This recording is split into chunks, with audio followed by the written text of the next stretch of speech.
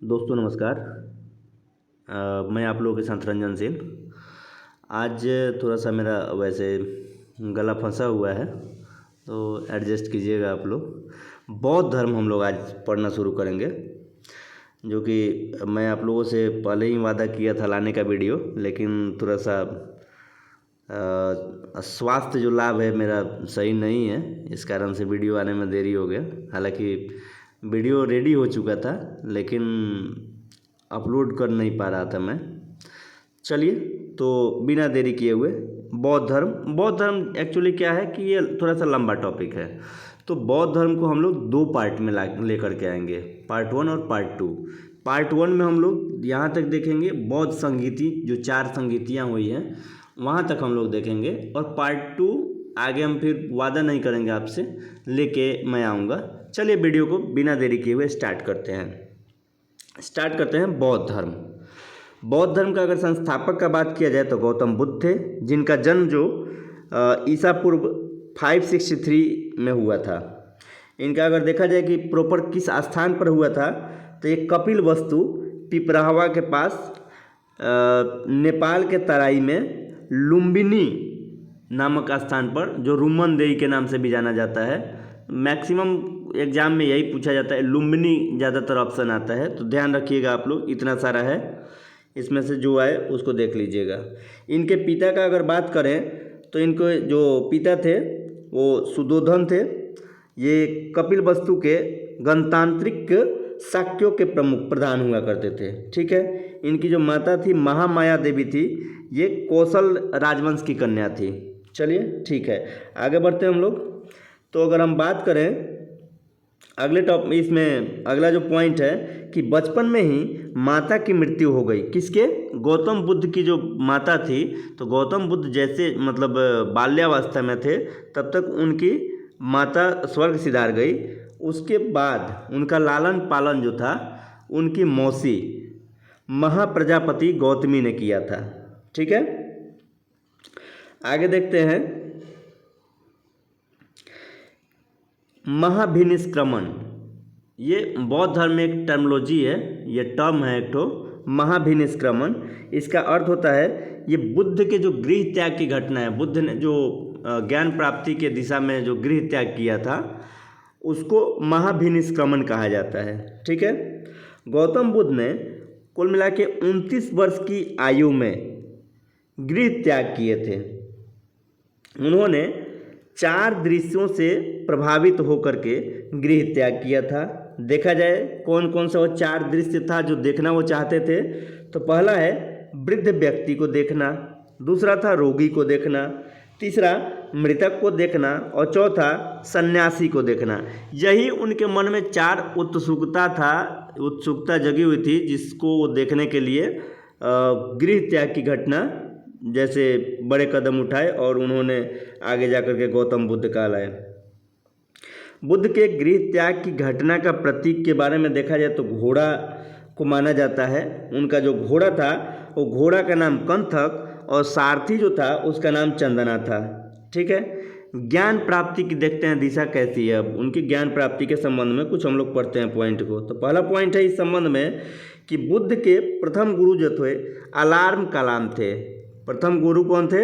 अलार कलाम थे, जिससे उन्होंने संन्यास अवस्था में शिक्षा ग्रहण किया था। गौतम बुद्ध के एक अन्य गुरु और थे रुद्रक रामपुत्र। ठीक है, आगे देखते हैं।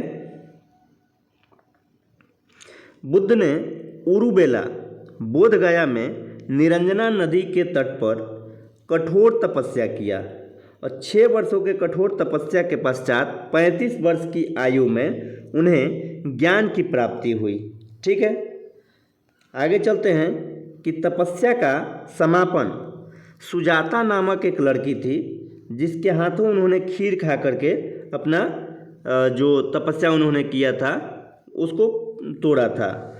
35 वर्ष की आयु में वैशाख पूर्णिमा के दिन बोध गया में एक पीपल वृक्ष के नीचे उन्हें ज्ञान प्राप्त हुआ, जिसे संबोधि कहा गया। तब से वे बुद्ध अर्थात प्रज्ञावान कहलाने लगे तथा पीपल का जो वृक्ष है उसको बोधि वृक्ष, वो भी बोधि वृक्ष के नाम से प्रसिद्ध हुआ।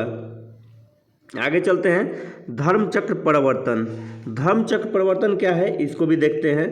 तो बुद्ध ने अपने ज्ञान का प्रथम प्रवचन ऋषि पतन अर्थात सारनाथ में 5 ब्राह्मणों, देखिए कौन कौन थे, भदिये, बप, आंज, अरसनी और कौंडिन्य, ये 5 ब्राह्मण थे। उन्हें इन्होंने प्रवचन अपना सुनाया जिसे धर्मचक्र परिवर्तन के नाम से जाना जाता है और ये बुद्ध का प्रथम प्रवचन था। ठीक है। बुद्ध का प्रिय शिष्य कौन था, तो आनंद था।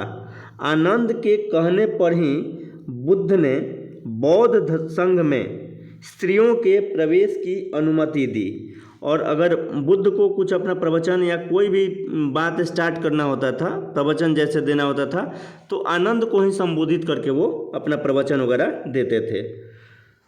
बौद्ध संघ में शामिल होने वाली प्रथम स्त्री बुद्ध की बीमाता जो मौसी थी महाप्रजापति गौतमी थी। ठीक है। अब बुद्ध धर्म से संबंधित घटना एवं उनका प्रतीक देखते हैं। ठीक है। जो बुद्ध थे गौतम बुद्ध, उनसे संबंधित खास करके है ये हाथी। हाथी एक प्रतीक था किस चीज़ का, तो माता के गर्भ में जब बुद्ध आए थे तो उसका प्रतीक हाथी था। ठीक है। कमल, जब बुद्ध का जन्म हुआ था वो कमल उनका प्रतीक था। ये सब क्वेश्चन मिलान करने में क्वेश्चन आ जाता है। घोड़ा क्या था, तो गृह त्याग की घटना के लिए जो प्रतीक था वो घोड़ा था। बोधि वृक्ष तो ज्ञान प्राप्ति का प्रतीक था। धर्मचक्र तो प्रथम प्रवचन था इनका, प्रथम उपदेश था। ठीक है।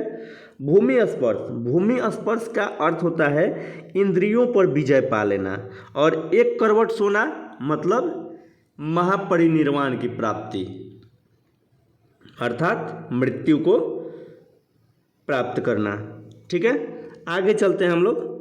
महापरिनिर्वाण 80 वर्षों की आयु में 483 ईसा पूर्व चुंद नामक एक कर्मकार के हाथों सूकर खा करके कुशीनगर, जो कुशीनारा में स्वर्गवासी ये हो गए।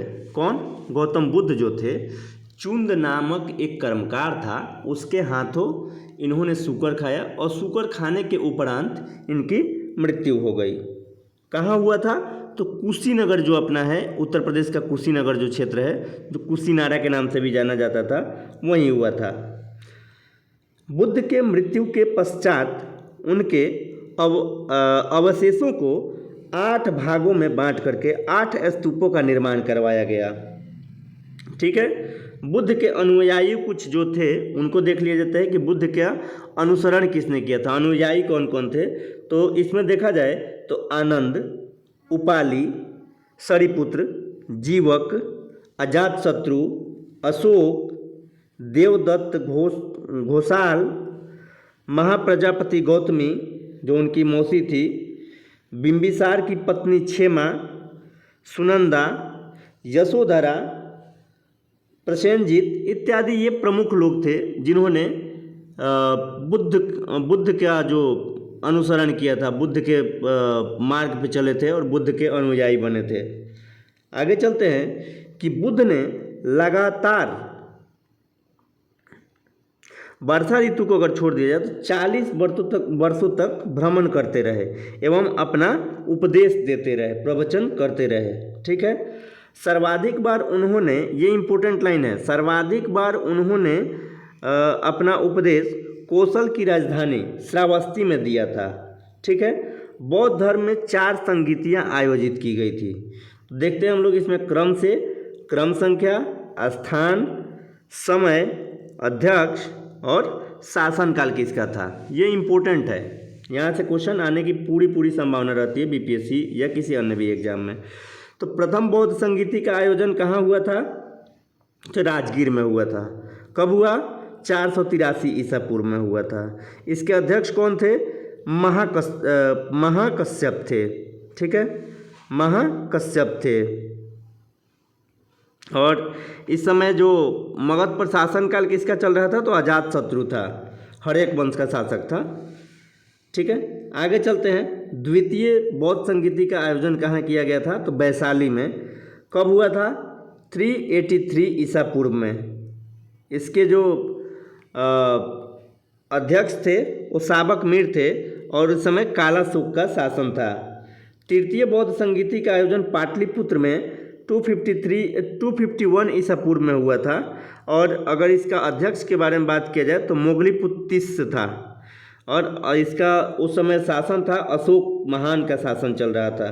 चतुर्थ बौद्ध संगीति का बात किया जाए तो कुंडल वन में हुआ था, ईस्वी की प्रथम सदी में हुआ था और ये वसुमित्र इसके अध्यक्ष हुए थे और इस समय कनिष्क का शासन मगध पर था। आगे चलते हैं, 2-3 लाइन और रह गया है कि बुद्ध ने अपने उपदेशों को पाली भाषा में प्रचारित किया था। मतलब जो बुद्ध थे अपने जो भी उपदेश देते थे वो पाली भाषा में देते थे। बौद्ध धर्म में ईश्वर एवं आत्मा में विश्वास नहीं करता था। बौद्ध धर्म जो था वो ईश्वर और आत्मा दोनों में ही विश्वास नहीं करता था। बुद्ध के अनुसार मोक्ष के लिए मृत्यु आवश्यक नहीं है, इस जन्म में भी मोक्ष की प्राप्ति हो सकती है, इसके लिए मृत्यु ही होना ये बुद्ध के अनुसार सही नहीं है। चलिए आज इस वीडियो में हम लोग यहीं देखते हैं, आगे कल मैं फिर इस वीडियो को इसके अगले वाले पार्ट को लेके आऊँगा। तब तक के लिए धन्यवाद। अगर वीडियो आप लोग को लगता है कि फ़ायदा हो रहा है, लाइक शेयर और सब्सक्राइब करना ना भूलें। Thank you for watching this video.